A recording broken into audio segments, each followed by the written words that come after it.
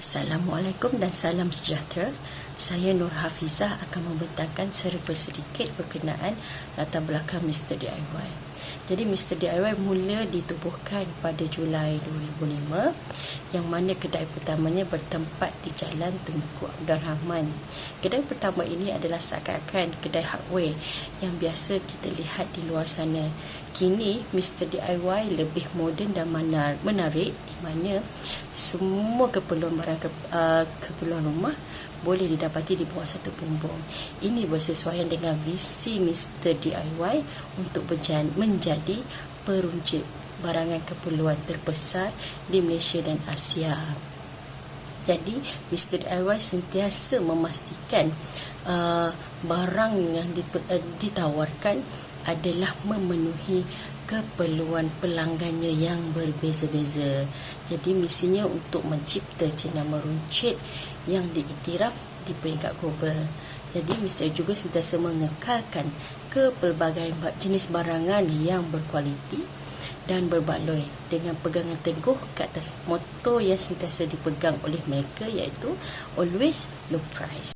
Terdapat 10 kategori produk yang disediakan oleh Mr. DIY. Di antaranya adalah peralatan perkakasan, peralatan elektrik, barangan keperluan rumah, barangan hiasan dalaman rumah, aksesori kereta, alat tulis dan sukan, permainan, cenderahati, aksesori komputer dan telefon bimbit, barangan perhiasan dan juga kosmetik. Syarikat peruncit terbesar di Malaysia, syarikat Mr. DIY telah mengembangkan perniagaannya dengan mewujudkan rangkaian kedai-kedai lain di bawah syarikat Mr. DIY Sdn Bhd. Di antaranya adalah Mr. Dollar, Mr. Toy, Mr. DIY Express dan Mr. Premium.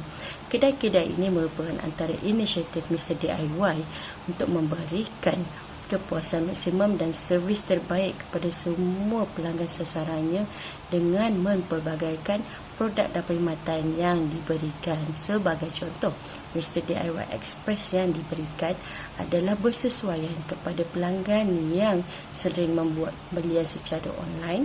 Jadi Mr. DIY telah menyediakan perkhidmatan penghantaran secara percuma kepada pelanggannya tanpa perlu membuat pembayaran. Ini adalah inisiatif yang sangat bagus oleh Mr. DIY kepada pelanggannya untuk meningkatkan kualiti dan perkhidmatan yang terbaik kepada semua pelanggan-pelanggan yang disasarkan.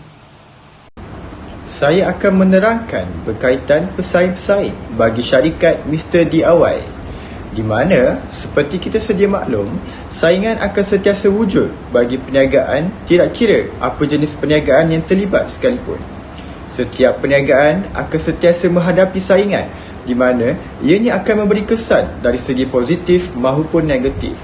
Sebagai contoh, saingan yang positif akan memaksa pemilik sesebuah perniagaan itu untuk melakukan sesuatu perubahan yang baik di dalam perniagaan bagi memastikan perniagaan sentiasa memperoleh keuntungan yang maksimal dan mengatasi pesaing-pesaing yang lain, dan seterusnya dapat mencapai segala matlamat yang telah ditetapkan oleh syarikat itu sendiri. Dan bagi dari segi sudut negatif pula, pesaing-pesaing yang terlibat ini akan mewujudkan suatu perbandingan dari segi harga, kualiti barangan serta kepuasan pengguna menggunakan perkhidmatan sesuatu perniagaan itu sendiri. Di masa yang serba membangun ini, terdapat pelbagai perniagaan ataupun syarikat yang mampu memberi saingan kepada syarikat Mr. DIY itu sendiri. Di antara pesaing-pesaing yang popular dan mendapat sambutan yang hangat adalah syarikat Eco Shops. Perniagaan ini memberi saingan yang hebat kepada Mr. DIY itu sendiri melalui harga-harga barangan yang ditawarkan. Eco Shops menawarkan harga yang bermula RM2 bagi kebanyakan barangan-barangan di firma perniagaan ini. Daiso juga tidak ketinggalan di dalam memberikan saingan yang hebat kepada Mr. DIY, di mana syarikat daripada negara matahari terbit ini menawarkan pelbagai jenis barangan yang berkualiti dan sentiasa mengikut peredaran masa, namun harga barangan yang ditawarkan adalah sedikit tinggi berbanding syarikat Mr. DIY dan juga EcoShops itu sendiri. Mr. DIY haruslah sentiasa memastikan setiap perkhidmatan dan barangan yang ditawarkan adalah sentiasa ditambah baik dan juga berinovasi. Ini bagi memastikan saingan-saingan yang muncul dapat diatasi oleh Mr. DIY dan seterusnya memperoleh keuntungan yang maksimal bagi memastikan kelangsungan syarikat perniagaan itu sendiri dapat dipertahankan untuk jangka masa yang panjang. Salam sejahtera saya ucapkan. Okey, pada hari ini saya ingin menyampaikan berkenaan trend-trend dan isu mengenai Mr. DIY. Okey. Trend pertama adalah trend pengamalan harga, trend penjualan harga yang murah, iaitu Mr. DIY dia mengamalkan cogan kata always low price. Barangan dia adalah berpatutan dan setimpal dengan harga yang boleh menarik minat pelanggan dalam pembelian lah. Okey, seterusnya trend pembelian harian. Okey, seperti yang kita tahu pada zaman COVID-19 ini, ramai pelanggan lebih gemar membeli barangan secara online ataupun atas talian ya. Okey, pembelian atas talian ini semakin melonjak dan meningkat dan ia boleh menjimatkan masa pengguna dan termasuk wang pengguna lah. Okey, seterusnya adalah trend penambahan cawangan baru. Seperti yang kita tahu, Mr. DIY ini dia memiliki anak-anak syarikat, khasnya Mr. Dollar, Mr. Toys dan Mr. DIY Express lah. Okey, cawangan ini dijangka bertambah dari hari ke hari oleh kerana sambutan rakyat tempatan yang semakin meningkat. Okey, dan seperti yang kita tahu, menjelang akhir tahun 2021, pegawai eksekutif Mr. DIY iaitu Mr. Adrian Wong, dia telah mensasarkan penambahan cawangan baru Mr. DIY iaitu sebanyak 175 cawangan baru.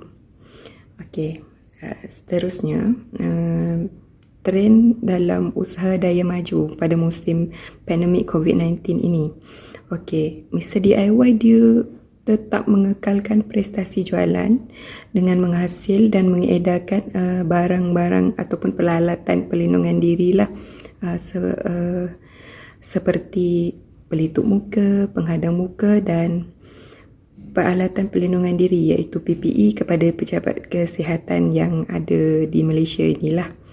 Tidak ketinggalan juga mereka telah tetap membantu golongan yang tertindas pada musim COVID-19 ini dengan pengedaran barangan ataupun peralatan pelindungan diri tersebutlah. Okey, sekian saja dengan trend. Seterusnya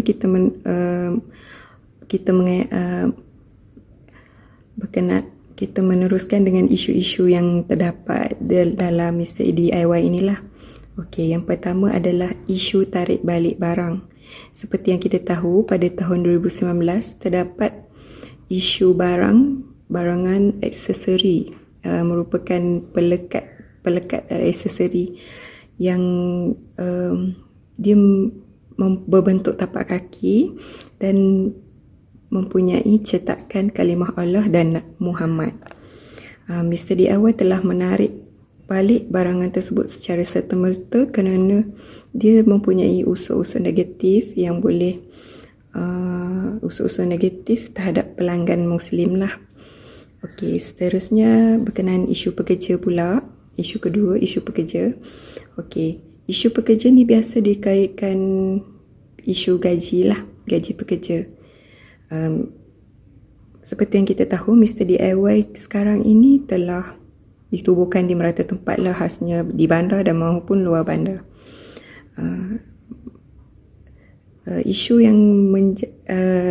Isu gaji yang dinyatakan adalah perbezaan gaji di bandar dan luar bandar. Okey, sekiranya pekerja bekerja di Mr. DIY di bandar, maka gaji yang ditawarkan adalah lebih tinggi berbanding di luar bandar. Sekian sahaja untuk trend-trend dan isu-isu utama mengenai Mr. DIY. Terima kasih. Seperti kita sedia maklum, Mr. DIY merupakan syarikat yang kian berkembang maju oleh kerana lokasi yang dipilih adalah strategik. Kawasan yang strategik dan menjadi tumpuan orang ramai yang berdekatan dengan kawasan perumahan dan memudahkan pengunjung untuk membeli belah. Dalam suasana norma baru, pembelian atas talian adalah sangat memudahkan bagi pelanggan di samping boleh mematuhi SOP yang telah ditetapkan dalam tempoh pandemik COVID-19 seperti yang kita hadapi sekarang ini. Terdapat juga fakta yang menarik yang telah dikeluarkan oleh Cosmo pada tarikh 21 Mac 2021, iaitu Mr. DIY turut memiliki gudang robotik e-dagang yang terletak di Seri Kembangan yang berkeluasan 6,309 meter persegi bagi memudahkan pembelian dan memenuhi kehendak mereka dengan lebih pantas.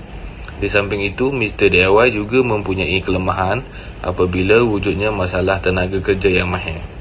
Hal ini kerana kebanyakan pekerja yang bekerja di Mr. DIY adalah terdiri daripada golongan lepasan SPM, STPM dan sebagainya.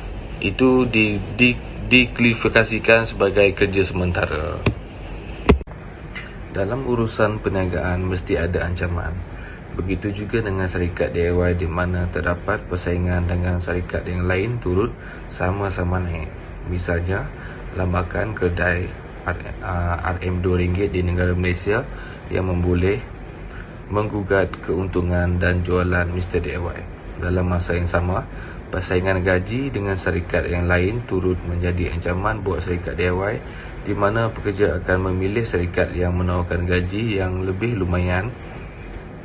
Oleh kerana itu, pekerja yang mahir dan produktif akan meninggalkan Mr. DIY dan mencari upah yang lebih lumayan dan sesuai dengan kos sara hidup individu.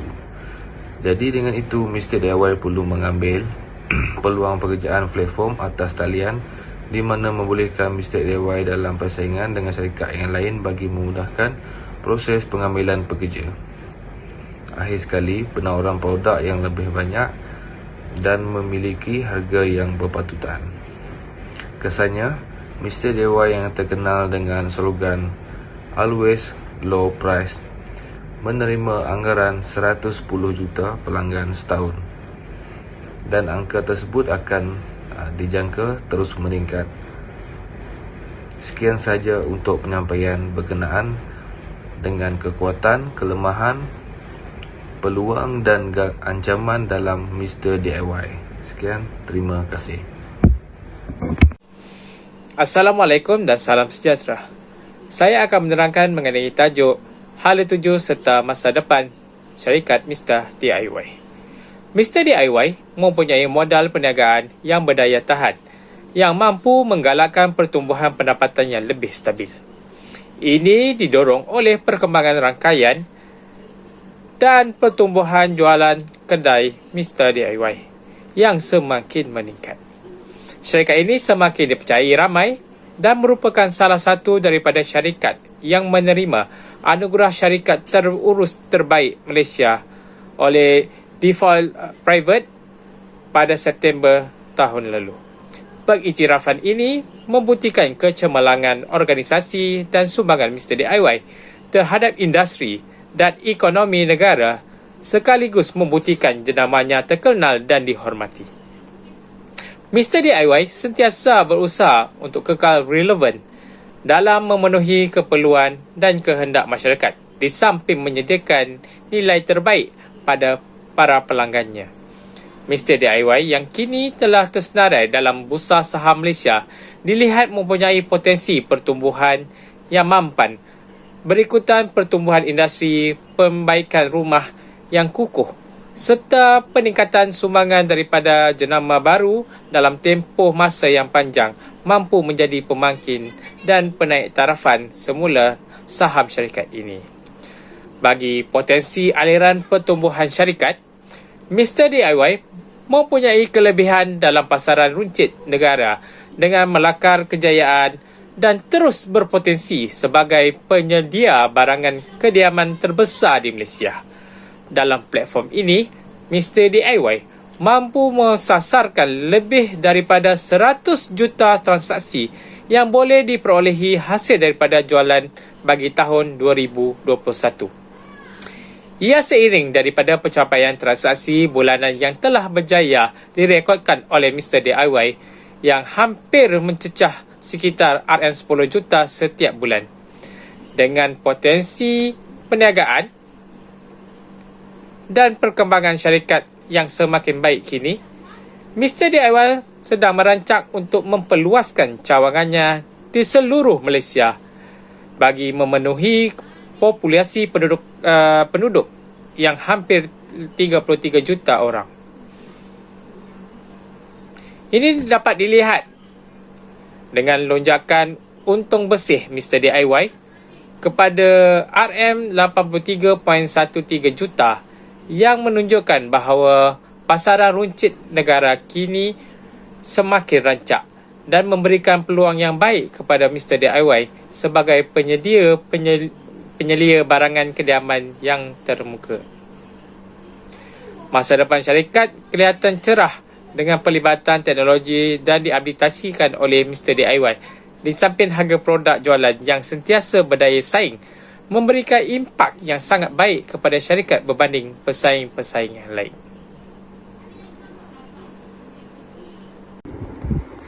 Assalamualaikum dan salam sejahtera. Di sini kita terdapat 7 cadangan strategi untuk syarikat pemasaran syarikat DIY. Di mana strategi yang pertama ialah pelan pemasaran yang kukuh.